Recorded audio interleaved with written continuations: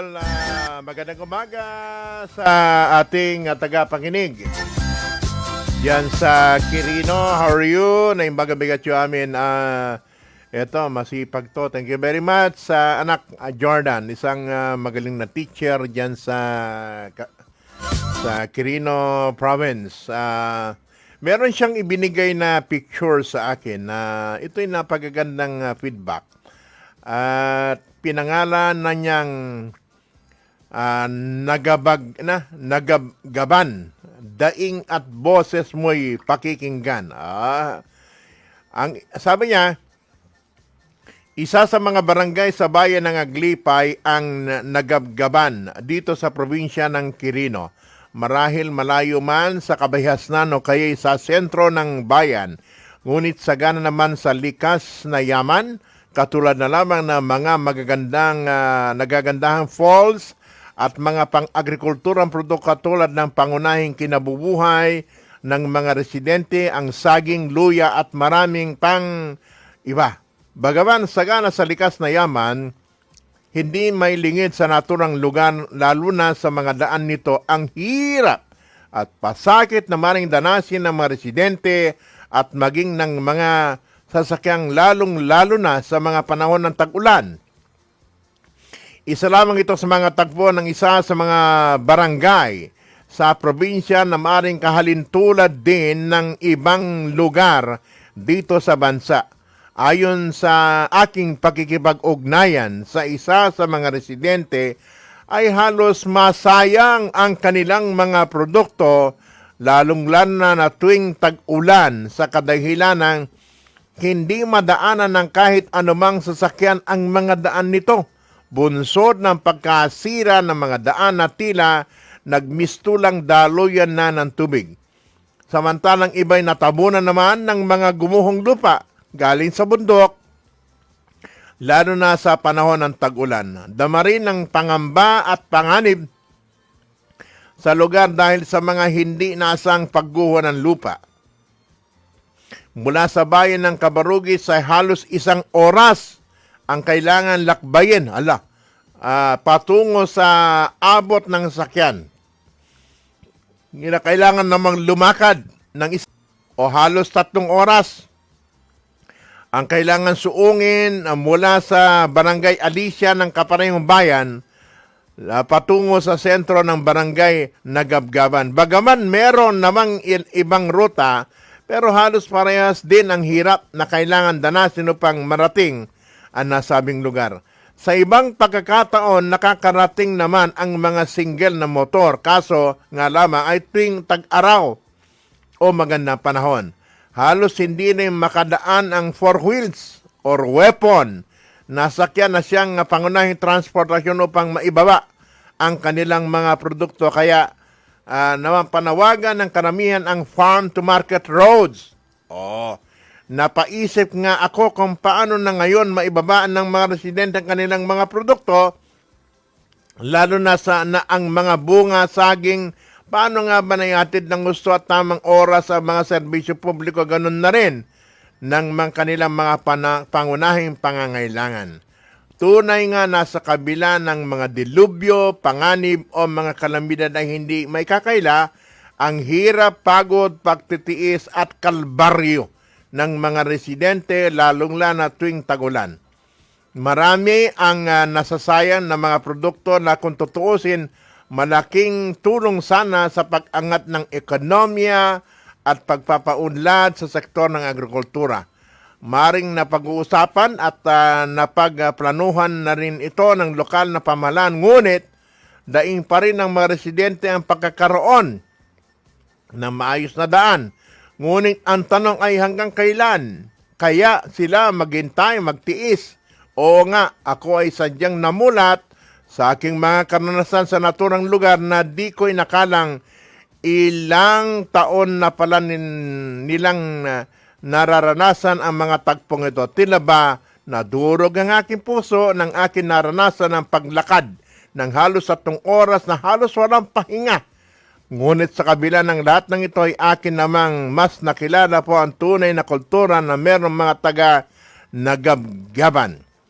nanatili pa rin sa kanilang kultura, nagpapatuloy or pagiging hospitable, preserbasyon ng mga kasanayang pang-agrikultura, kakaibang mga pagkain, magagandang tanawin, saganang tubig mula sa mga bukal na siyang inumin at malaparaisang lugar dahil sa mga pasyalan dito.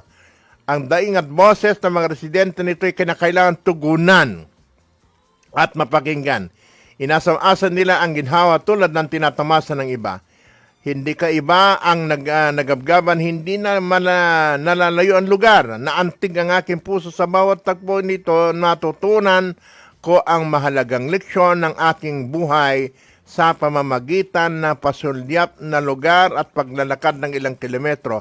Wala akong negatibong nais pabatid sa lahat, kundi ang aking pakay na mabigyan ng inspirasyon at pagkamulat sa mga kaganapan sitwasyon ng aking nasasakupan na lawigan. Mahal ko ang aking mga kailian, boses nila ay dapat pakinggan. Bayan, ikaw ang humusga. Okay, maraming salamat, Jordan. Sigurado ko ito ay aking ifo-forward. Number 1, kay Regional Executive Director Narsing Edilio, kay RTD Ros Gazingan, kay RTD Busita, at marahil ganun na rin sa mga provincial officials niyo dyan, at higit sa lahat, diretso ko to kay Secretary William Dar. Mabuti at kumuha ka ng mga footages for them to visualize talaga kung ano yung nangyayari dyan sa inyo, sapagkat ito'y napakahalaga. There are a lot of projects ng gobyerno, lalong-lalo na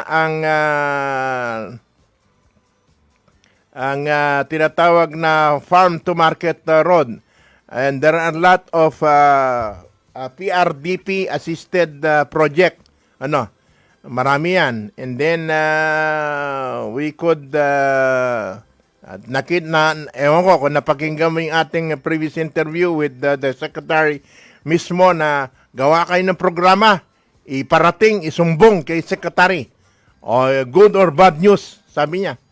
Di ba, kaganda nun. And then you find it later on for yourself kung makipag-ugnayan kami sa inyo, Janly, Jan, sapagkat ikaw naman ay napaka-irresponsableng teacher at ikaw ay isang participant ng DA activities. At the same time, you yourself is a volunteer broadcaster dyan sa Quirino. Okay, yan ang advantage mo dyan sa inyo, di ba? Thank you. Keep on going. Makipag-ugnayan ka sa akin. May number naman ako sa iyo. May number sa marahil si Mr. Tabun sa iyo. So we will make it. We will make this happen.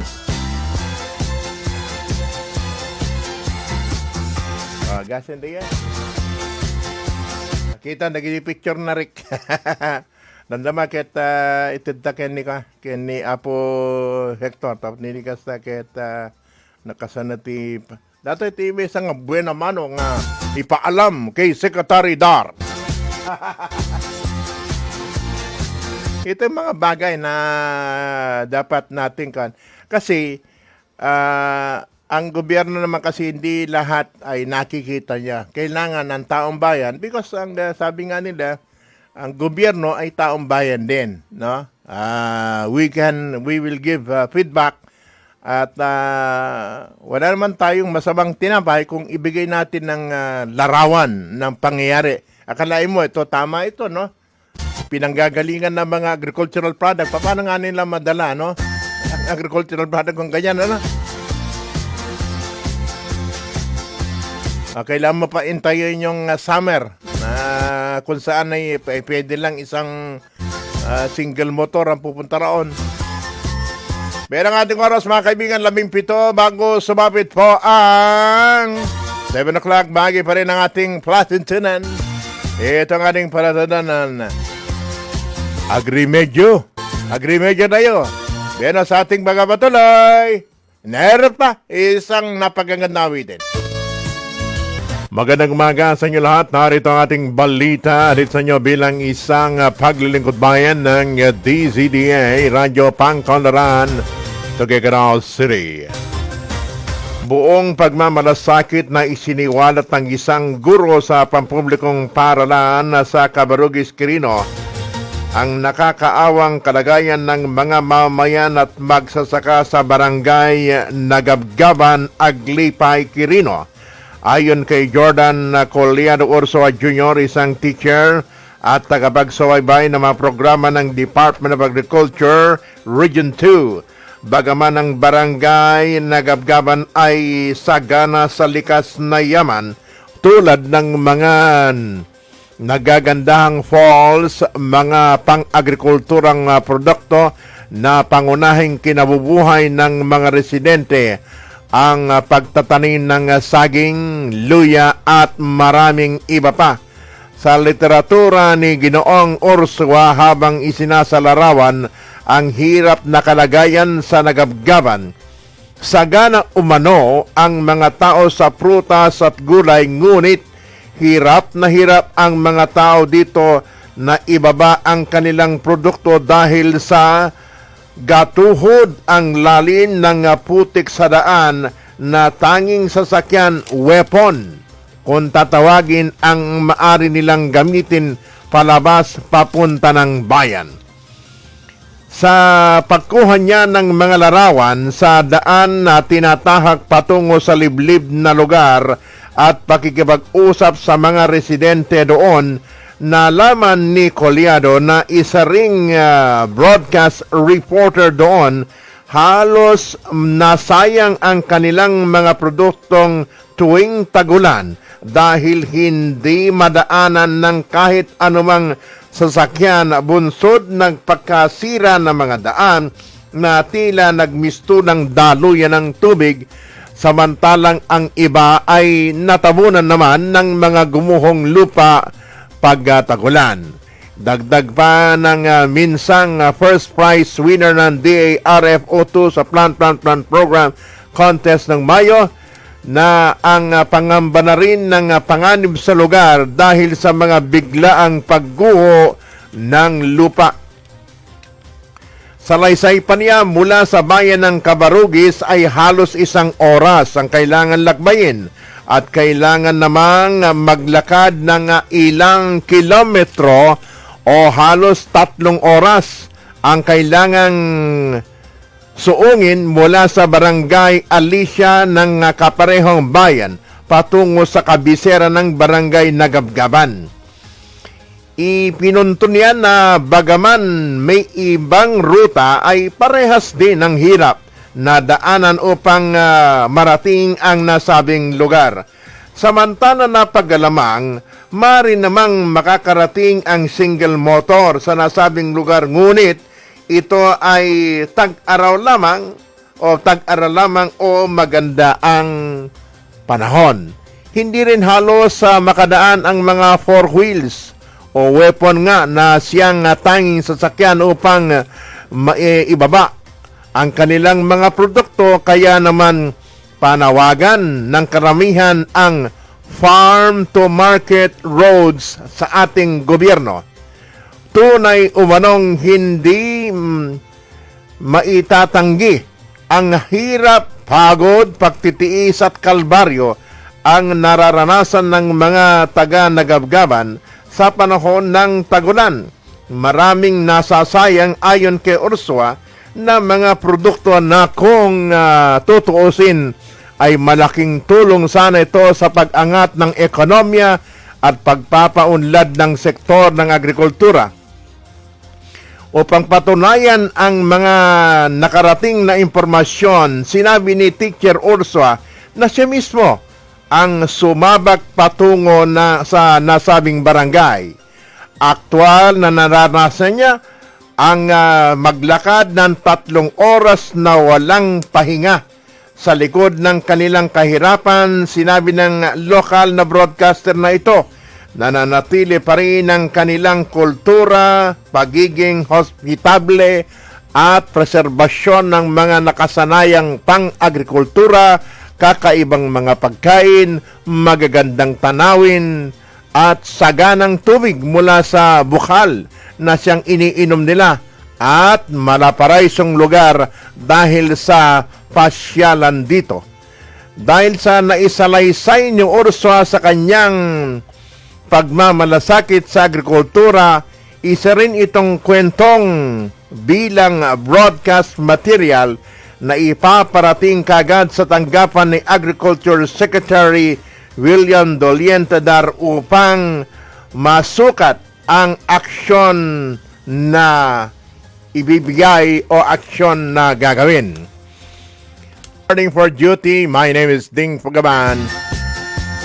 Sa ating palatuntunan Agrimedyo dito sa DZD Radyo Pangkalanan, Tuguegarao City, Cagayan Valley, Philippines.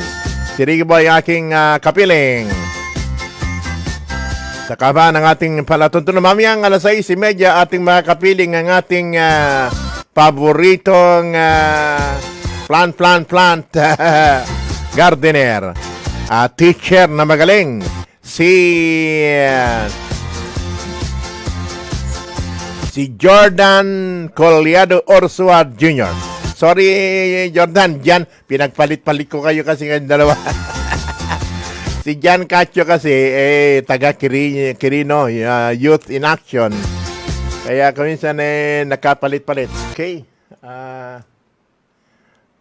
I-open mo lang yung line mo, Jordan, John, para magkwentuhan tayo. Tatawag na si Rick sa'yo. Pero ang ating oras mga kaibigan na 35, makalibas ang 6 o'clock, DZDA, Radyo Pangkalanan. On the line na po tayo ang ating avid follower ng Department of Agriculture. Siya yung dating winner natin sa i-Flexmo sa Plant Program. Walang iba kundi si Teacher Jordan Collado Ursua Jr. John, good morning. How are you? Good morning, Kadi. Ayan, naimbag na bigat sa dagiti listeners tayo sa Cagayan Valley. Kumusta dita, Quirino? Todo may lang? Madama todo, Kading. Very good. At ngam mahaming agbahakas la dito ito gagaraw. Some portions, Kading, at damot iti mababaha dito ay Quirino ng IMT low-lying area. Okay, I am glad to know that you also contribute to the news effort ng isang affiliate radio station natin dyan sa Quirino, DWQP, correct? Under QPTV. Okay, sige. Anyway, maganda, very interesting ang istorya mo bilang isang teacher who is also interested in agriculture. At the same time, yung interest mo sa kabutihan ng kapakanan ng ibang tao. So, in other words, you are not selfish, but you're extending your helping hand in any manner para sa kaalaman ng ating mga kababayan. And I'm glad that you have done your part, and I'm doing also my share. I hope na finorward ko na yung inyong article kay Secretary William at kay Rafi's chief si Hector Tabon, para noon ay habang nagkukwento tayo, they can follow it up. At nandun na rin sa slides ni Rick habang nagkukwento tayo yung mga kalagayan ng inyong ng isang farm to market road. Pakisalaysay mga ito, John, kung anong nangyari doon, anong naobserbahan mo doon? Actually, Kading, hindi ko inasahan na ganun yung aking ma-experience nung pumunta ako sa barangay na Gabgaban, dahil ang tanging pakay ko lamang ay mag-research or mag-pre-survey para sa banana cultivars dito sa probinsya ng Quirino para sa aking masters. Pero biglang bumulaga po sa akin yung sitwasyon, lalong-lalo na sa daan na halos hindi po madaanan ng kahit anumang sasakyan katulad ng weapons or kahit yung mga naglalaki ang sasakyan na siyang pangunahing transportasyon. Yung parang yung weapon, 'di ba? Yung parang meron pang panghatak sa kanya, sa harapan niya, ano, kung sakasakali, ano. Opo, Sir Ding, yung may puller po halos ganun po yung mga pangyayari or senaryo doon, lalo-lalo na sa mga panahon po na ito na tag-ulan. At nasasayangan nga pa ako sa mga produkto po nila kasi sobrang dami hindi po nila naibababa. Kasi nga po sa farm to market road na hinaing or daing ng mga kababayan po natin or mga residente po sa naturang lugar. Okay, ganito. Along the highway, makwan sa Aglipay, kwan ba, malayo ba? Sa tansya mo, kung i-google mo siya, mga how many kilometers by road map? By road map, around nasa 10 to 15 kilometers mula Okay. po dito sa sentro ng Cabarugis hanggang doon po sa accessible road doon sa may bahagi ng Alicia Aglipay. At Yung from Alicia is still a part of Aglipay. Yes po. Okay. Ganito, Yung Alicia, ikwento mga sa akin, ilan ba ang sa tansya mo ang residente ng Nagabgaban barangay sa Aglipay? medyo marami-rami rin po pero hindi ko natanong na kung ilan yung mga tao nakatira Oo. din. Pero po sa aking paglalakbay, marami naman po akong mga tahanan na mga daanan patungkol po doon sa sentro po ng Nagabgaban. O so, most likely siguro, karamihan sa mga pamilya doon magsasaka ang kanilang aktibidad. Opo, yun po yung mismong kinabubuhay po nila, yung farming, kasi may mga nakikita din naman po ako mga farms. At the same time, may mga sakahan naman po sila or itong taniman ng mga palay. Plus, yung pangunahin po talaga nilang kinabubuhay ay yung pagsasaging kasi sobrang lawak po ng mga sagingan ng mga... Oo. So, Aplan ito, Aplan. Opo, Kading. Oo, maganda. So in other words, very potential ito, very essential sila dahil sinabi mo, saging ito eh. When you talk of saging, maraming kanya. Number 1, yung saging na bunga. Number 2, yung saging na ginugulay natin. Number 3, yung dahon ng saging. Ang dami importante doon sa saging, di ba? Opo. Actually, Kading, yung puso nga ng saging parang binabaliwala na lang nila, hindi na nila tinatransport pababa. Opo, Kading. Yun po yung base po sa pakikipag-ugnayan ko sa isa sa mga residente po doon sa pinuntahan po nating lugar. Alagin, ang ginagawa nilang mga kuminsan, inaatsara kung ano nung pinaggagawa dyan sa puso ng saging. Ang kaganda niyan, ano kasarap niyan. So, in other words, wala ka ba naririnig? Wala ka bang nahihigingan na merong tinitignan ng taga-gobyerno yan? Alam ba ng taga-gobyerno yan? Do they know it? Actually, Kading, base sa kwento po ng isa sa mga residente ko doon, may mga nag-survey naman daw Na ano? from the local government unit na surveyan, naglagay ng mga kilometer post, at hanggang doon po yung naging action nila. Pero hindi po natin alam yung plano po nila patungkol po doon sa farm to market road po na yun dahil ayon po sa isa sa mga Nagabgaban talagang national road daw po yung dinaanan po natin at hanggang sa ngayon po ay wala pa po silang nakikitang aksyon or plano na ipinipresent kasi feeling ko po, Kading, medyo takot po yung ilan sa mga residente ko doon na ipahayag yung kanilang damdamin dahil nga doon sa sitwasyon po ng dami. Yes. Pero naglakas loob po ako na ipaparating gamit ang social media at ma-inspire po yung ilan po nating mga kababayan or yung mga leader po natin na mabigyan ng pansin kasi ang kailangan lang talaga naman dito ay iparating po natin yung sitwasyon doon po sa naturang lugar. Alam mo ba, are you aware, Jordan, John, na ikaw ang buena mano ko ngayon sa ipaalam mo kay Manong Willie na segment natin, and this is why I'm very much interested because I already forward to the good secretary yung mga article mo at lahat ng pictures so that we will test also yung reaction na time frame nila kung anong gagawin nila, kung anong magiging advice nila sa atin dito sa Region 2, hindi ba? Ganito pala, no? Without you knowing it, ewan ko, antimano ko noon sa iyo, na I listed you as one of our volunteer batang radio handlers later on, no? Para no sa mga ganitong uri dahil magtatayo tayo diyan sa Quirino. So it's very timely na merong katulad mo na who is interested sa mga ganitong uri ng subject matter, John. Maraming salamat po Kading sa pagkakataon po na ito na siyempre maipahayag yung boses at daing ng ating mga kababayan. Ayun sa simpleng paraan po natin dahil in the first place, Kading, hindi ko talaga inasahan na ganon.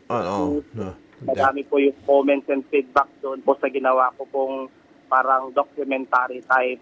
Hindi ko po inasahan na ganun yung magiging reaction ng mga tao na halos mangiyak-ngiyak po sila sa lagay at sitwasyon doon po sa kanilang lugar. At umaasa po sila, Kading, na sobrang maasa po sila na magkakaroon po sila ng maayos na daan at farm-to-market roads para maibaba po nila yung mga produkto po nila. Kasi umaasa po sila na sa pamamagitan po noon ay aangat po yung kanilang buhay at syempre lalago po yung ekonomiya po natin lalong-lalo na sa sektor ng agrikultura. John, meron lang ako request, pwede? Number one, pwedeng kunin yung pangalan ng kanang barangay chairman, kung sinong pwedeng makausap natin doon, kung meron makuha kang cellphone number so that later on we can talk with them. And number two, kung sino ang MAO, Municipal Agricultural Officer dyan sa Aglipay. Aglipay ba to? Aglipay, no? Opo, Kading. Okay, para no na isa na rin magandang project ito, no? Kasi kung magiging mabuksan natin ang kaisipan ng ating gobyerno to give them what is due them, farm to market road, kahit na hindi mo na sementado, siguro bakbakan nila ng maraming bato. Palagay ko, pwede na lumakad ng four wheels at motorsiklo, etc., etc., hindi ba? Yun nga din ang daing po nila, Kading, kahit na hindi po agaran po yung pagkasimento ng naturang madaanan lamang ng mga sasakyan. Kasi lalo-lalo na po ngayon na diretso po ang pagulan dito sa probinsya ng Quirino. Yes, Halos daanan na nga po ng tubig yung daan. Yes. Parang, alam mo, nung nakita ko, alam mo ba na ang impression ko kasi diyan sa Quirino, kasi pumapasok sa kaisipan ko dahil very active yung gobernador diyan si Gobernador Kua, na ngayon ay nagpalit exchange court sila mag-ama, di ba? Na sementado lahat ng mga road networks diyan. Meron pa palang mga liblib na lugar na hindi man sementado kundi sana lang nilagyan na ng gravel and sand yan para to contain yung mga makapal ng putik, parang gatuhod yung putik na pinakita mo sa akin, di ba? Opo, Kading. Okay naman po ang pamamahala ng aming mga mahal na gobernador. Pero siguro, bahagi na ito sa kanilang plano, pero yun nga, yung mga tao doon ay hindi nila alam, wala silang kasiguruhan kung kailan ang pagkakaayos ng mga daan po dito. Okay, siyempre, let's find out later on kung ano magiging counterpart naman ng ating national government. Kasi si Sekretaryo, siyempre he can brush elbows with DPWH, he can brush elbows with any other government agencies for that matter na may kinalaman sa infrastructure, di ba? I understand sa Department of Agriculture, meron silang kaakibat na PRDP. Pero may mga process yan kasi yan para masimentohan yung mga daan na farm-to-market road. And this is being funded by the World Bank. Ganon din sa Department of Agrarian Reform, if I understand. Ganon din sa tourism. Meron mga kwanto meron mga, hindi lang DA. So, ang sekretaryo nakakalam. Especially na yung lugar po na yun, Kading, ay marami pong mga falls. So, magandang magtulungan ng Department of Tourism. Yes. Yeah. Yung area. Biro mo yun. So, it becomes agrotourism. Di ba? It becomes agrotourism yan. Ito yung gusto na ng ating administrasyon. You will develop agrotourism. Ganon. Hindi lang agriculture per se na may tanim, kundi agrotourism because it attracts also investors. Yan ang maraming salamat. We will try to make this as a serialized information. Pwede ba, John? Magtulungan tayong dalawa, tayong ng DCDA, at ganoon din ang RAFIS, of course, ang communication group ng Central Office ng Department of Agriculture. Maraming salamat po, Kading. Oo. At saka, isa pa, ay tanungin mo na rin kung sino yung pumunta ron na naglagay ng mohon at baka pwede mong makunan ng information and then please, baka nakakarating ka naman kay Mayor yata. You can also give the Mayor the copy of that na sasabihin mo lang, nakarating na rito sa atin. Opo. Total, after all, ang atin namang item is always developmental in nature. Di ba? Opo. Maraming Okay. We say congratulations, Jun. Kumusta nga pala yung iba nga pala ako? Kumusta na yung garden mo? Lumago na ng husto? Sustainable naman po, Kading. Patuloy po yung pagtatanim ko, kaso nga lang ngayon medyo mahina po yung bunga po nila. Everyday po na pag-uulan hindi po sila makaalago Oo, siyempre. Kumusta yung free range? May chicken ka na yata, marami ka na yata. Meron pong mga native chicken po, Kading. Oo, very good. Tapos nagtayo ka na ng bahay. Yung ibahay mo na lang ako lang. Opo. Pagsabihan mo naman kami kung kailan. Okay, congratulations. Give us also please inform us from time to time. Baka kailangan mo din ng DA doon sa inyong mga research sa cultivar, cultivar ang tawag? Actually, itatap po ang Department of Agriculture, Kading, para sa identification biological profile ng different cultivars ng banana dito sa probinsya ng Quirino. Oo. Andiyan naman yung station natin dyan sa inyo, di ba? Okay.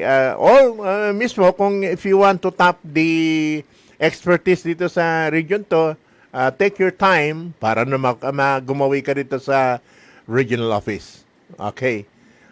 Salamat po. Okay, maraming salamat.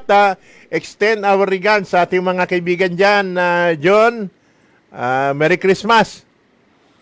Merry Christmas and Happy New Year po, especially sa lahat po ng ating mga kailian dito sa probinsya ng Quirino at dyan po sa Department of Agriculture Regional Office.